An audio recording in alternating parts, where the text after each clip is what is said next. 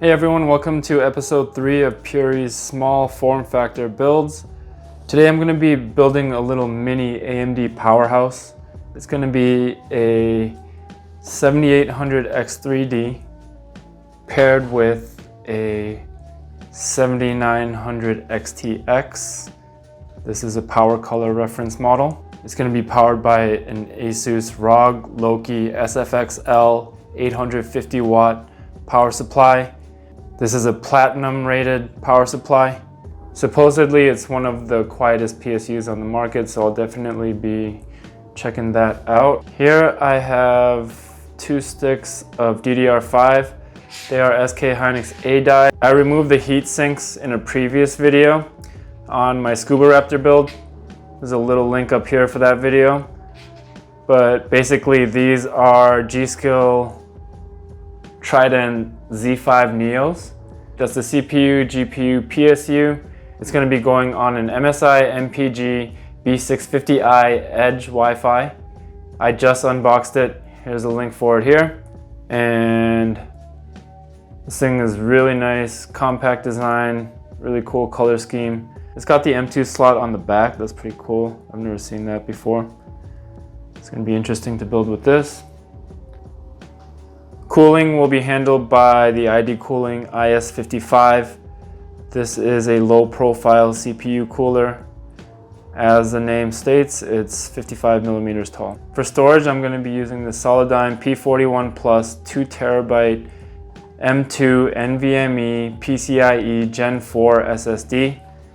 You can find these at a really good price right now, and I think these are the best bang for the buck SSDs available right now, but I think that prices are going to drop even a little further than they are now. And I believe these are manufactured by SK Hynix. So there's the storage drive. It's going to be built in this Fractal Terra that I have in jade.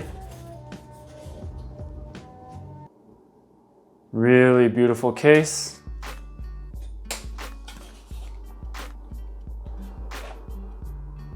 We got the wood accent on the front panel, slotted side and top.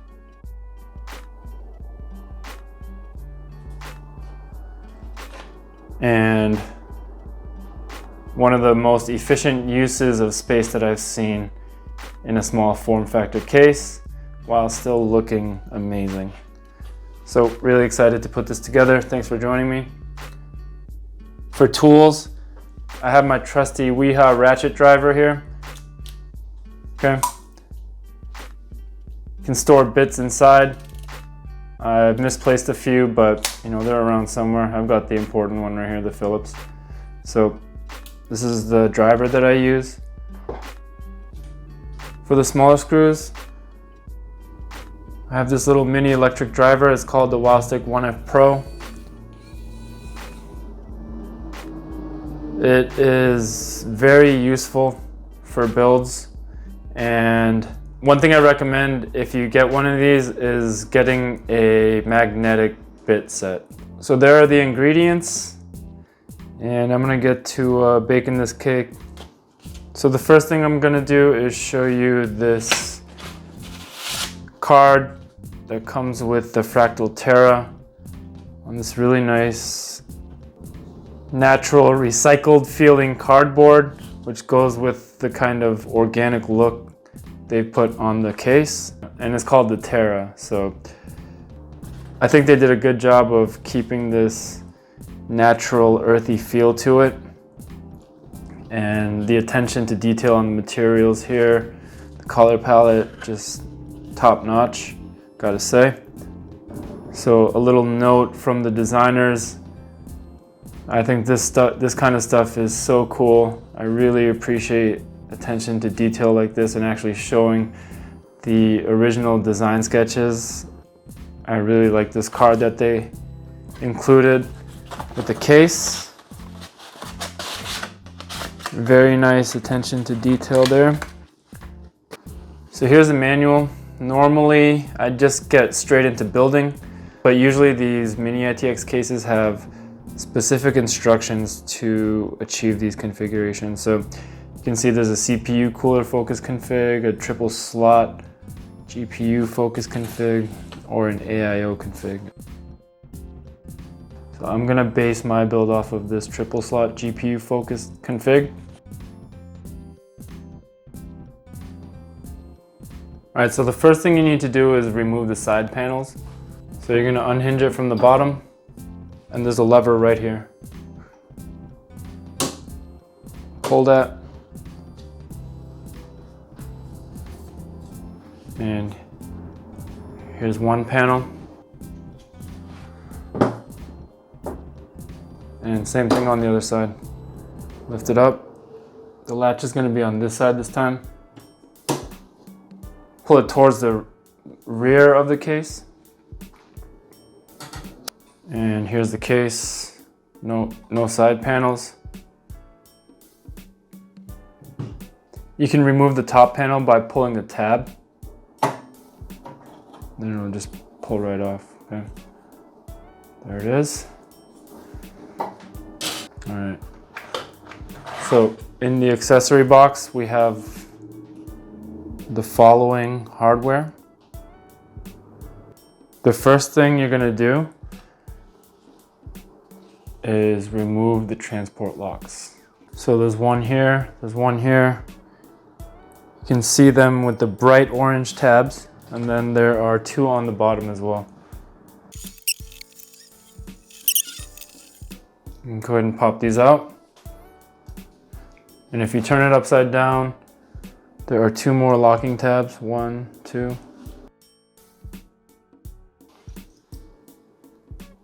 And what they've done with the case is set different lengths for different hardware combinations so that you can kind of customize the clearance according to what you're using, okay? So it's 1 through 7. Here's how much clearance each number refers to for the CPU and GPU. So I have a 55mm CPU. So I'm gonna set it to a 5 and then see how my GPU does. So by default, it's at 4, it looks like. I'm gonna move it over to 5.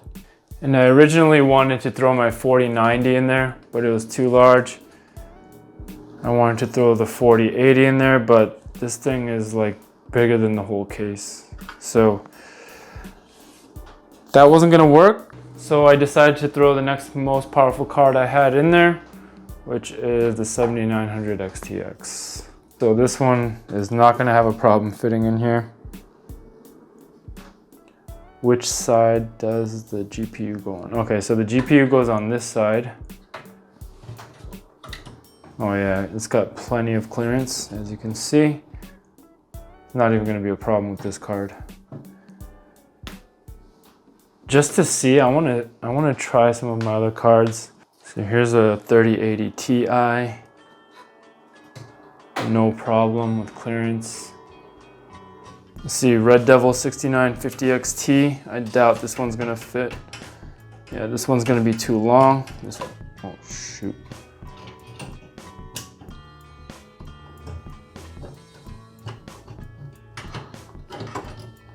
Yeah, that's not gonna fit. 4070, no problem. This big boy 4080 though. Yeah, that's not gonna work. Yeah, so I have the MSI Gaming Trio 4090, it's not gonna fit. And my 4080 is a Gigabyte Aero model, so that won't fit either. So 7900 XTX it is. So just to see this, I wanna see what kind of clearance this has. All right, so now we're gonna secure at 5.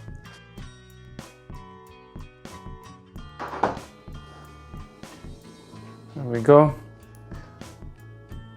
right, the next step is to remove the GPU bracket. So 2 screws down here, 1 up here, so 3 total, 1, 2, 3.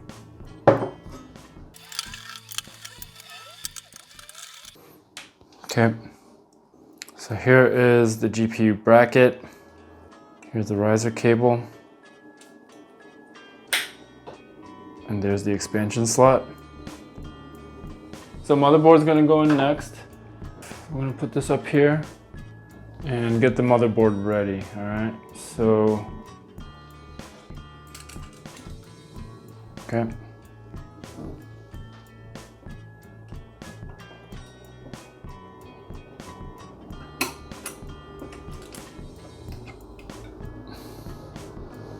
All right, chip is secure.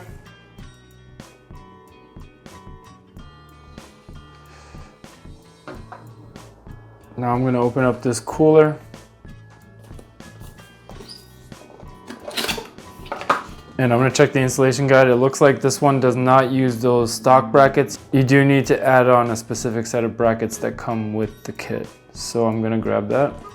Here's the hardware set for AMD. First I'm gonna remove the stock brackets. And this board has a built-in backplate. Some boards won't have it like this and it'll be loose and you'll have to hold it.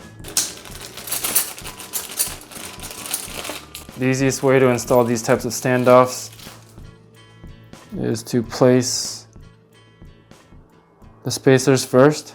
And in this set, you want to use these shorter screws to put those standoffs on there. Right, so I'm gonna place these. So next I'm gonna take the actual cooler out. Very compact, really nice matte white finish. All right, throw some thermal paste on there. They've made cutouts in the radiator so that you can reach the fastening screws. That's pretty cool. So I'm gonna have to see if it clears the RAM right here. All right, so I just tried to get the cooler on there and I don't have enough clearance because of this heatsink. And if I turn it, the heat sinks on these RAM sticks are too tall. So I'm gonna see if I can just remove the heat sinks.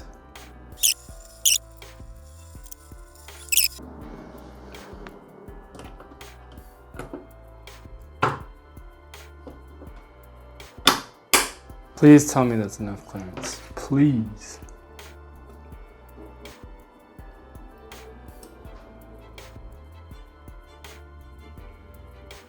Okay, I think we're in business. Let's do this. So I'm gonna run them without heat sinks. We'll see how it goes. I don't know.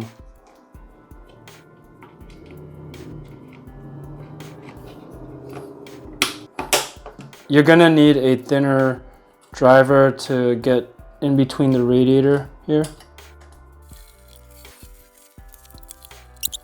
Next, I'm gonna open up my M2 here.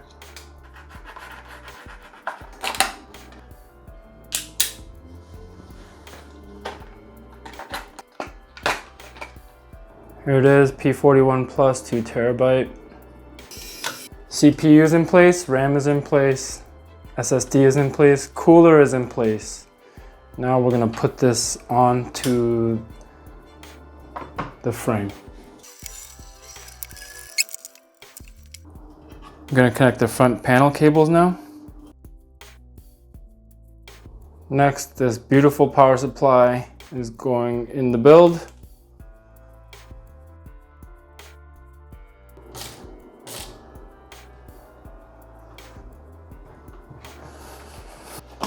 All right, so now comes the GPU.